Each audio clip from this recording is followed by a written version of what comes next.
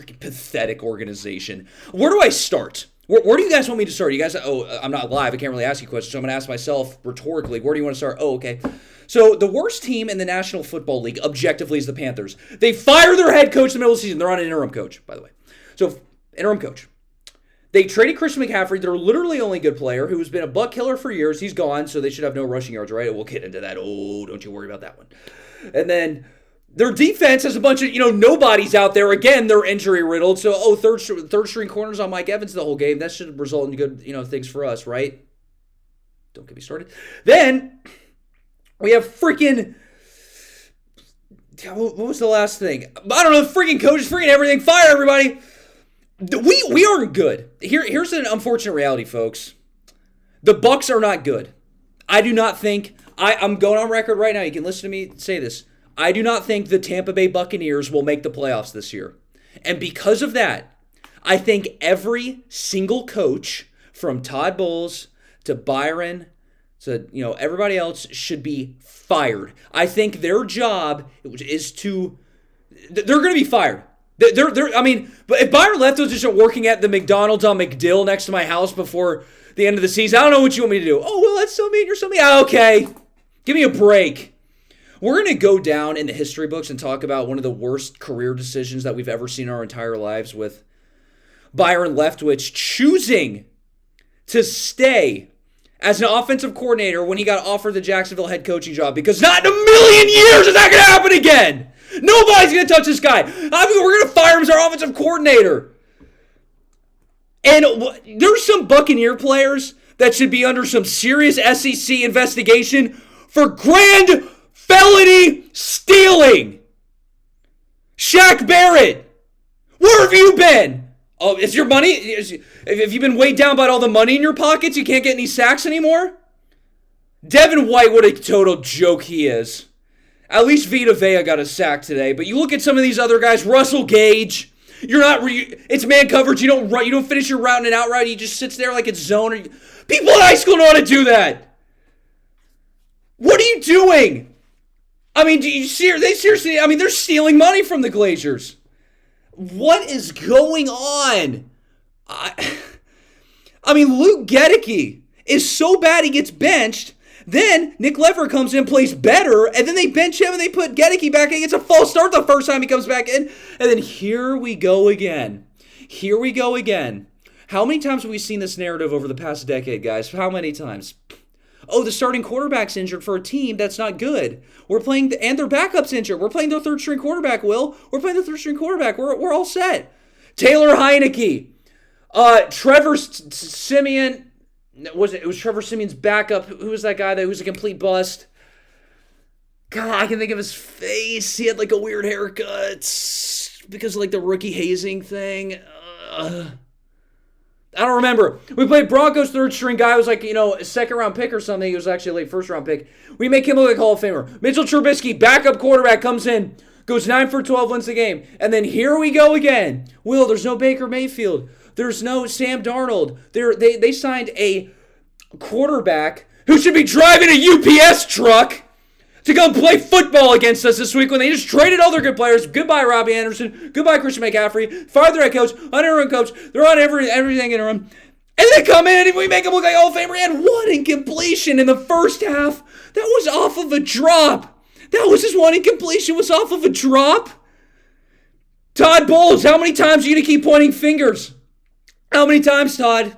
How many times are you going to keep saying, that they're not executing? We grilled them this week. Are you kidding me? I just broke that, by the way. That's another thing, too. By the way, normally I have, notes that I talk about so it doesn't sound like this chaotic. I don't have notes today, okay? There's no notes. Nothing deserves notes today, okay?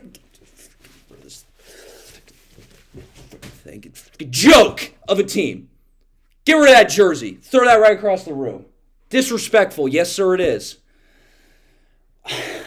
So let's talk about what Todd Bowles had to say before this game. So before this game, he goes, all right, guys, we really grilled the players this week. We really just gave it to them. We really just showed them who's boss. We said, you guys are living off the Super Bowl. We took them to the film room and we roasted them. And therefore, we then had the greatest practice. He said this. He said, we have had the best practice that we have ever had. That's what he said. He said we have the best practice that we have ever had. Ain't going to produce that! What does a normal week of practice look like? You got blown out by the worst team in the league. That, therefore, somewhat makes us the worst team in the league. I mean, low-key facts. Who's a team that's better than us? We can't beat anybody right now. Anybody. We can't beat a single team. And they expect us to go make the play. Stop saying I'm overreacting because I don't think we're going to make the playoffs. We're not going to make the playoffs. We can't beat any. Who are we going to beat? You can't beat the Panthers. Can't beat the Steelers. Oh, but we have the Ravens on Thursday night. That's going to be real fun. But you're going to get blown out at home. Embarrassing. Then, but then next week, who do we play? Oh, the Rams. Oh, okay, so Aaron Donald's going to be on Luke Gedeke the whole game. Yeah. In my freaking... So we should start playing Gabbard that game. Seriously. Do you want Brady to get hurt? Even just... We're not going to make the playoffs. The season doesn't matter. The season's over. But even just from like an ethical standpoint, I don't want Brady to get hurt. He's too old. He's too old for that. Put Trask or Gabbard in that game. I seriously would consider it. The season is over. The season is over, guys. You can put a fork in the 22 Buccaneers. It's over. Oh, but Will, you're overreacting. You're underreacting. Do you not go watch the games? Because I do. You don't, I do. The season is over. The Bucs aren't good. They suck. The Bucs suck. They suck with this roster. And they're supposed to convince me that, next year when everyone retires, we're in salary cap hell, that we're supposed to go out there and Todd Bowles is going to be the coach to lead us through a rebuild. Give me a break. Todd Bowles should be fired because here's the thing. When you go out and say that you grilled your players all week, you took them in the film room and annihilated them and then therefore had your best practice, you lost the locker room. Todd Bowles has lost the locker room. And when you lose the locker room, it is over.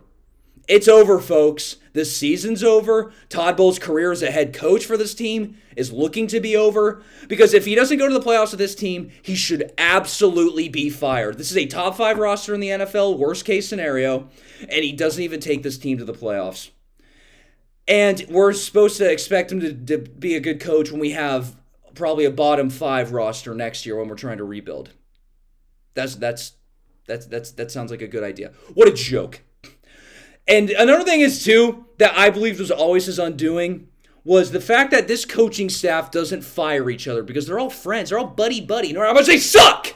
So you look at Keith Armstrong. How does Keith Armstrong have a job? The Bucs special teams every year is ranked bottom in the league at almost any category you can think of besides field goal kicking. That's just entirely based off of how good our kicker is, and our kicker is good. Kickers should be the MVP of the season, to be completely honest, so far. And they don't fire him, and then now you have a situation where Byron Leftwich should ease. There is no argument that you can tell me that makes sense. Oh, but he won a Super Bowl. Okay, 2 years ago. Oh, but he won a Super Bowl. Okay, well, they got shut out in the first. They got shut out through 3 quarters against the worst team in the NFL that has one of the worst defenses in the NFL. Shut out. And they basically got shut out in the game because then they kick a field goal in the. We're going to get into that too. That's going to be a really fun conversation to have. So another thing is I hate to break this to you because I just bought a Devin White jersey. Devin White's not getting a second contract. I hope you guys are enjoying Devin White while he's here because there's no way on this earth that we're paying him a second contract. That's out of the question. He is so immature. He is one of the most immature players I've ever seen in my entire life. He goes out there and he acts like he's arrived, in the Saints games. Like, and then he acts like he's arrived. Then he goes out last week, and this is the captain of our defense speaking in a press conference. And what does he say? He says, I just got bored out there playing defense. We just got bored out there. You got bored? Are you freaking kidding me? Devin White's not making it next year. I hope that is a foregone conclusion. We're not picking up his 5th-year option. We're not re-signing him to a long-term contract unless it is for, dirt cheap. Pennies on the dollar for at least what a good, decent middle linebacker would go for. Because it is embarrassing, quite frankly.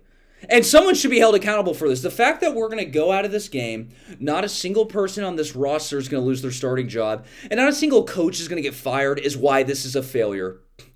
And again, back to my previous point, Todd Bowles and this coaching staff's inability to fire each other because they're all friends I mean, you see this in business, right? When CEOs, your person, the CFO's not doing too well and the CEO doesn't fire the guy, eventually the whole management team's going to get fired. And this is the same situation because the Bucs ship is sinking. The ship is sinking, and you need to throw some cargo off, or your ship's going to go down, pal. You're the captain of the ship. There's some cargo. It's really heavy, and it's not that important. We need to get it off the ship.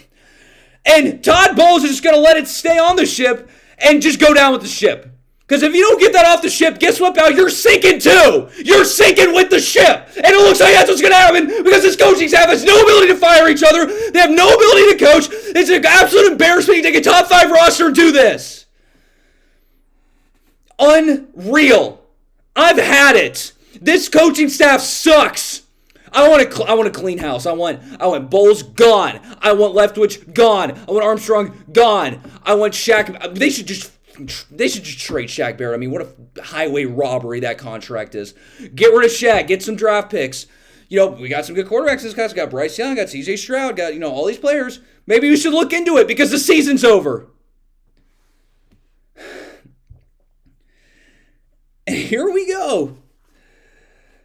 Let's talk about the game management, too, because people are like, but the defense played well. The defense did not play well. So there's no Christian McCaffrey. They have 2 running backs that should be driving UPS trucks or working at McDonald's that you've never heard of before in your life.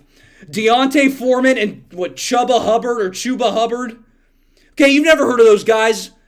And Deontay Foreman, who's never done anything in his entire career, goes 15 attempts, 120 yards. Chuba Hubbard, 9 attempts, 63 yards. So in total, they had like over 180 yards rushing. Are you kidding me? The entire team gave up. Todd Bowles lost the locker room. That's the reality of it, on top of the fact that he can't coach, develop any players. Joe Tron's a complete bust. Logan Hall doesn't even get to play because he's a bust so far. And, I mean, Luke Gedeke is a loser. Luke Gedeke is a textbook loser. He cannot play in this league. Nick Everett should be starting over him. He's a loser. That's a waste of a pick. He will never be. I refuse to believe he'll ever be good. Robert Hainsey, horrible game. Mike Evans, when he dropped that ball, the most wide open touchdown that I've ever seen personally in my entire life, you just knew it was a sign of things to come. And it was. And so let's now talk about the game management that occurred in that game. So you have... It's third quarter, okay? It's 4th and 1. You're down by 7. And it's 4th and 1 down by 7, and you're in field goal range. Okay, you're at like the 20. I'm in my mind going, okay, no brainer field goal. The offense has been struggling, so now you're in field goal range. Take the points. That now hypothetically, if they don't score again, the next time you get the ball, when you score, you'll actually be leading instead of if you don't get it, now you just have to get all the way down there and try to tie it again, just to tie it. But no, the Bucs think that they know everything, and they try to go for it, and we ran the pitch last week on 4th down. I was like, oh, wow, that was kind of a good play call, whatever. And then they do it again because it's so predictable, and there's no creativity, and Mike Evans doesn't block. It was a horrible design play. They read it like a book, and we lose 3 yards. See you later. See ya. No points. Then, when it's the 4th quarter... You're down by 14. It is a 4th quarter. You're down by 14. It is 4th and goal at the 10-yard line. Then you kick the field goal, and you don't go for it. What? What analytics guy said that was okay? I don't even believe that, me and analytics, we have an interesting relationship. I hate them. I think they all should be fired. But I think analytics has no place in the sport besides injuries and stuff. In terms of the game management, it has no place in the sport. And I don't even think the analytics guys would say that makes any sense because now you're down by 14. It's now the 4th quarter. So now you're down by 2 touchdowns, 4th quarter, 4th and goal. And then you kick the field goal? Would it be easier if we just waved the white flag on the sidelines and took the early flight home to Tampa? Would that have been easier, save us a little bit of time? Because that's what you did. And then you kick the field goal, and then they go right down the field, score, and then ball game. See you later. The second they score the second touchdown, I post on my story, ball game, they can't score. Maybe it wouldn't have been if you kicked the first field goal because somebody kicked the second field goal. Now you're only down by 8 points. Still 1 possession instead of 2. That then becomes 3. Ridiculous. I've had enough. I'm done with it. This season's over. It's over. They're not making the playoffs. And if they do, they're losing first round, so who cares? I mean, seriously. But I don't even think they're going to make it. I mean, they can't beat anybody. They're not going to beat the Ravens on Thursday night. Ravens are a good team. We can't beat the worst team. If we can't beat the worst team in the NFL, how are we going to beat good teams in the NFL? It seems like we might be the worst team in the NFL. You can make the argument. You could. The game isn't played on paper, folks, so don't text me, oh, well, you're such an idiot, you're such an idiot. The game isn't played on paper. It's played on the field. What team's worse than us right now? Can't name one. I'm done. See you later.